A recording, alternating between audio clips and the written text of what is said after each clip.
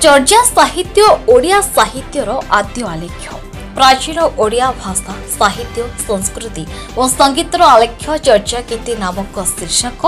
जातीय पाठचक्र नीलगिरी महिला डिग्री महाविद्यालय ओडिया भाषा और साहित्य विभाग में अनुष्ठित हो जाइछि। पूर्वाह्न अनुष्ठित उद्घाटन उत्सव में महाविद्यालय अध्यक्षा मंजुश्री पंडा पौरोहित्य उद्घाटक भाव में फकीर मोहन विश्वविद्यालय कुलपति प्रोफेसर संतोष त्रिपाठी मुख्य अतिथि नीलगिरी विधायक सुकांत कुमार नायक मुख्य वक्ता फकीर मोहन विश्वविद्यालय प्राक्तन कुलपति प्रोफेसर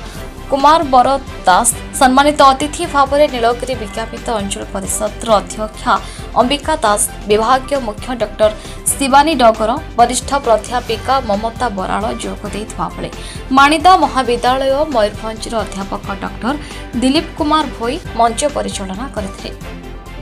शेषे नीलगिरी महिला जूनियर महाविद्यालय ओडिया अध्यापक सत्यरंजन मिश्र समस्त को धन्यवाद प्रदान करते।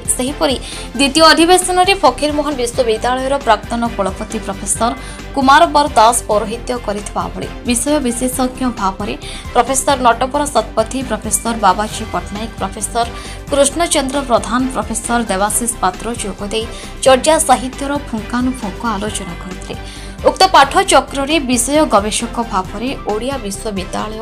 सत्यवादीर सहकारी प्रोफेसर डॉक्टर राधा गोविंद कोईला बाबा पंचलिंगेश्वर डिग्री महाविद्यालय डॉक्टर अक्षय कुमार पाणिग्राही नीलगिरी डिग्री महिला महाविद्यालय डॉक्टर शिवानी डगर डॉक्टर प्रदीप्त कुमार मिश्र फकीर मोहन विश्वविद्यालय गवेषक बबलू प्रधान निज निजर गवेषणात्मक प्रबंध उपस्थापन करथिले। उक्त अधिवेशन में सर्वप्रथम अध्यापक डॉक्टर प्रदीप्त कुमार मिश्र मंच आह्वान और अतिथि परिचय प्रदान करथिबा बेले छात्री बसुमती प्रधान वर्षा प्रियदर्शनी स हेमलता बेहेरा दीपांजलि पारिक हास्यस्मिता मिश्र उत्कल संगीत गान करथिले। अध्यक्षा पंडा अतिथि उभय सत्रर अतिथि मानक महाविद्यालय तरफ स्वागत और संबर्धना प्रदान करथिबा बेले विभाग मुख्य डॉक्टर शिवानी डगर उभय अधिवेशन स्वागत अभिभाषण प्रदान करथिले। उक्त आलोचना चक्र में रेमुणा डिग्री महाविद्यालय अध्यापक डॉक्टर त्रिलोचन साहू मंच संयोजना करथिले। उत्सव में फकीर मोहन विश्वविद्यालय स्नातकोत्तर छात्र छात्री और गवेषक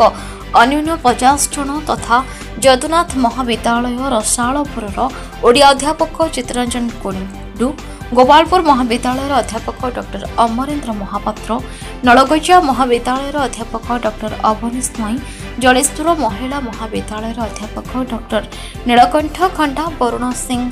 महाविद्यालय ओडिया अध्यापक डॉक्टर कैलाश साहू सोन्हचूड़ महाविद्यालय प्राक्तन ग्रंथकारिक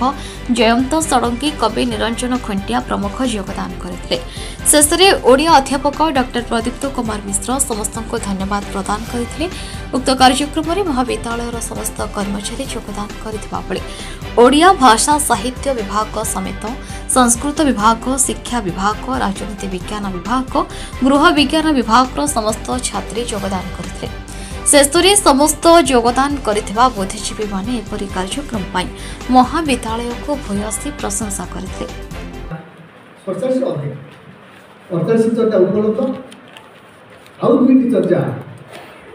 तिब्बतर जो सांस्कृतिक अनुवाद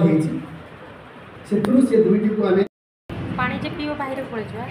किंतु मो मन में एक बड़ा प्रश्न खाई ये जो चर्चा कविता बोलिकी जो कथा आम बंधु मैंने सुझाई से शुणा जना बुझा पड़ी एटा गोटे भारी जटिल विषय एवं आम तार इतिहास को चलीगले यह मन करूँ यह बुझू जे तांत्रिक बौद्ध धर्म बौद्ध धर्म शेष कालर गोटे दर्शनर विषय जो कि जो मैंने बाबा है बौद्ध साधक भिक्षु से भिक्षु कहते बौद्ध भिक्षु से संगीत सहित आम कौन संपर्क अच्छे कहीं ये कथा गुड़ी कही जिते बड़े आम साहित्य चर्चा आम पाने कर प्रोफेसर कुमार दास महोदय आज सभार आकर्षण प्रोफेसर देवाशीष पात्र, प्रोफेसर कृष्णचंद्र प्रधान, प्रोफेसर गौराचरण पट्टनायक, प्रोफेसर नटवर शतपथी एवं संचालक डॉक्टर साहू, सम्मुखें उपस्थित ओडिया विभाग विभिन्न महाविद्यालय आसुवा गवेषक बंधुगण, धैर्य सह बसुवा छात्र छात्री और अधैर्य होता छात्र जातीय सम्मान जो हुए मोर से गोटा निर्दिष्ट भावना से